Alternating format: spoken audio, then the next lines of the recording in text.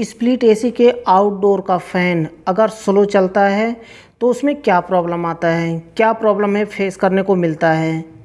चाहे वो split AC हो, विंडो एसी हो या फिर इंडोर हो, इंडोर का ब्लोअर हो या फिर इन्वर्टर एसी हो, नॉन इन्वर्टर हो एसी हो, कोई भी हो, सारे का प्रॉब्लम एक सेम होता है।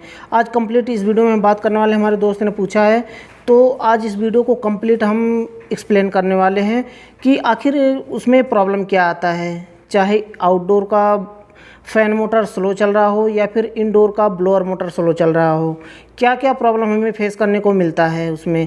क्योंकि आउटडोर का अगर फ़ैन मोटर नहीं चल रहा होगा तो सीधा सा हम देखेंगे तो पता चल जाएगा आउटडोर का फ़ैन मोटर नहीं चल रहा है, लेकिन इफ़ेक्ट क्या आएगा।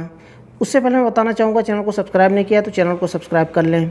तो चलिए टॉपिक की बात करते हैं कि अगर आउटडोर का फ़ैन मोटर अगर नहीं चल रहा है, अब इसमें क्या क्या फ़ॉल्ट होते हैं, किस वजह से आउटडोर का फ़ैन मोटर नहीं चलता है। Inverter AC, non inverter AC दोनों को मैं बताऊंगा। तो पहले हम समझ लेते हैं प्रॉब्लम क्या फेस करने को मिलता है। उसमें होता क्या है, जब आउटडोर का फ़ैन मोटर नहीं चलेगा और कंप्रेसर चलेगा तो थोड़ी देर के बाद कंप्रेसर हीट अप होकर के ट्रिप हो जाएगा। क्योंकि होता क्या है उसमें कि फ़ैन मोटर क्यों लगाया जाता है, क्योंकि आउटडोर के कंडेंसर में इन्वर्टर एसी हो, नॉन इन्वर्टर एसी हो, दोनों का प्रोसेस सेम होता है। आउटडोर के कंडेंसर में रेफ्रिजरेंट जा कर के हीट होता है बहुत ज़्यादा, वहाँ पर रेफ्रिजरेंट जा कर के वेपर में होता है और हीट बहुत ज़्यादा होता है, और वही उसी हीट को बाहर निकाल करके फेंकने के लिए फ़ैन मोटर का इस्तेमाल किया जाता है, जिसमें कंडेंसर में जा कर के हीट होता है, पीछे से हवा खींचता है। आप देख सकते हैं ये आउटडोर है ना, इसके पीछे का जो कंडेंसर होता है, जो जाली होती है, वो फिन्स से हवा पास होकर के सामने आता है फ़ैन के पास और फ़ैन उठा करके बाहर फेंक देता है सामने से। इस तरह से इसका प्रोसेस होता है फ़ैन मोटर का। तो कंडेंसर में जो हीटिंग होती है, रेफ्रिजरेंट वेपर में होता है, हीट होता है वहाँ पर, उस हीट को कंट्रोल करने के लिए फ़ैन मोटर लगाया जाता है। अगर वह फ़ैन मोटर अगर काम नहीं कर रहा है, नहीं चल रहा है, तो रेफ्रिजरेंट वहाँ पर जा कर के हीट होगा, हीट होते होते बहुत ज़्यादा हीट हो जाएगा और कंप्रेसर भी हीट होगा उसके साथ में। क्योंकि गर्मी जब बाहर नहीं निकाल के फेंक पाएगा तो कंप्रेसर से भी गर्मी निकलती है, वो भी फ़ैन मोटर निकाल करके बाहर फेंकता है।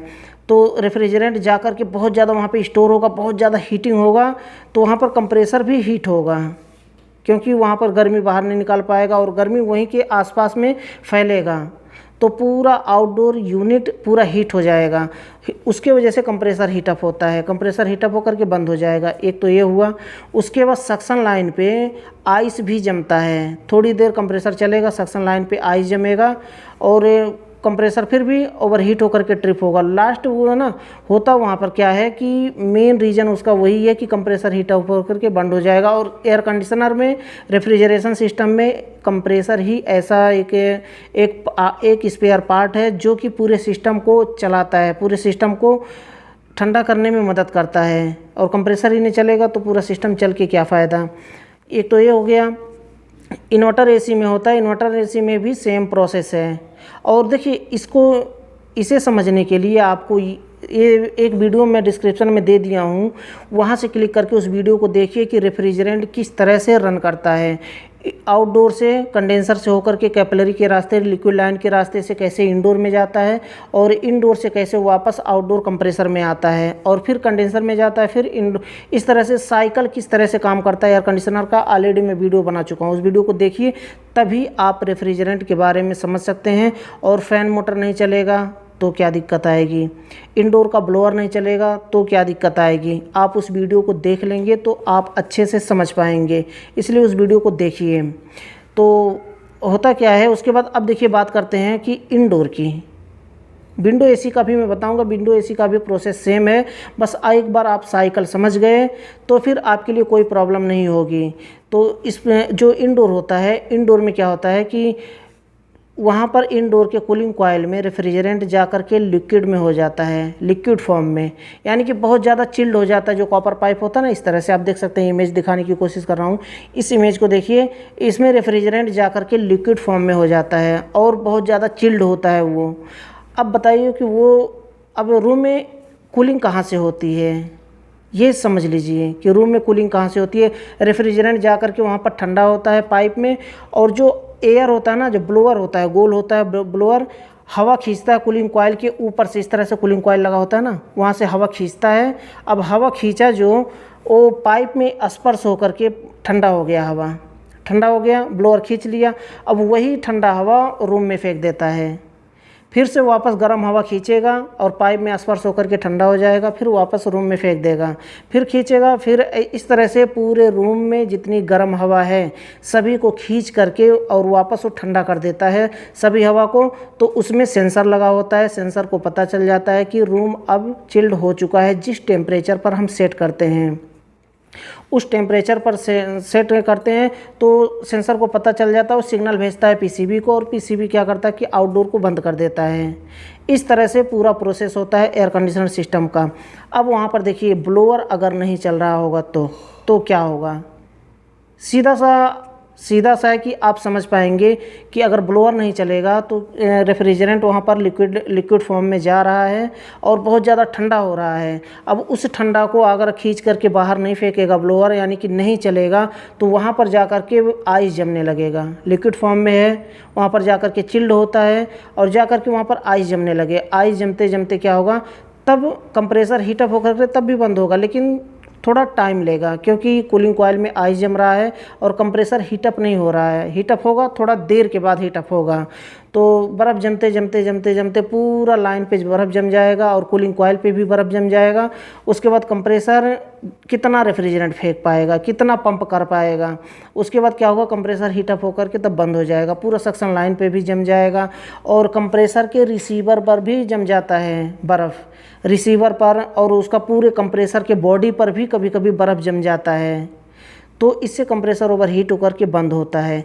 तो सिंपल सा कहने का मतलब है कि अगर आउटडोर का फ़ैन मोटर, इंडोर का ब्लोअर अगर नहीं चल रहा होगा तो रेफ्रिजरेंट को आप समझ पाएंगे कि किस तरह से साइकिल होता है रेफ्रिजरेंट का। तो आप इसको अच्छी तरह से समझ पाएंगे कि अगर इंडोर का ब्लोअर और आउटडोर का फ़ैन मोटर अगर नहीं चल रहा है तो क्या दिक्कत आएगी।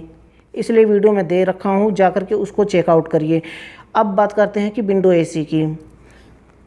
विंडो एसी में भी सेम प्रोसेस होता है क्योंकि उसमें कूलिंग कॉइल और कंडेंसर दोनों एक साथ में होता है। कंडेंसर को हीटिंग फेंकने के लिए, बाहर फेंकने के लिए पीछे एग्जॉस्ट लगा होता है और सामने कूलिंग कॉइल को खींच करके फेंकने के लिए ब्लोअर लगा होता है। एक ही मोटर में दो शाफ्ट लगे होते हैं और दोनों तरफ क्या होता है, एक तरफ एग्जॉस्ट और एक तरफ ब्लोअर लगा होता है। तो इस तरह से काम करता है, वो भी सेम प्रोसेस है। कंडेंसर में जाकर के हीट होता है, कूलिंग कॉइल में जाकर के कूल होता है। अगर मोटर नहीं चल रहा होगा तो ना तो कंडेंसर का हीटिंग बाहर फेंकेगा और ना तो कूलिंग कॉइल का कूलिंग अंदर फेंकेगा रूम में। तो दोनों पर कूलिंग कॉइल पे बर्फ़ जमेगा, आउटडोर पे कंडेंसर हीटअप होकर के कंप्रेसर बंद हो जाएगा। ये तो हो गया विंडो एसी का। अब हम बात कर लेते हैं कि नॉन इन्वर्टर में अगर आउटडोर का मोटर नहीं चल रहा है तो ज़्यादातर उसमें क्या होता है, ज़्यादातर उसमें रीज़न ये होता है कि उसका बेयरिंग कभी कभी ख़राब हो जाता है।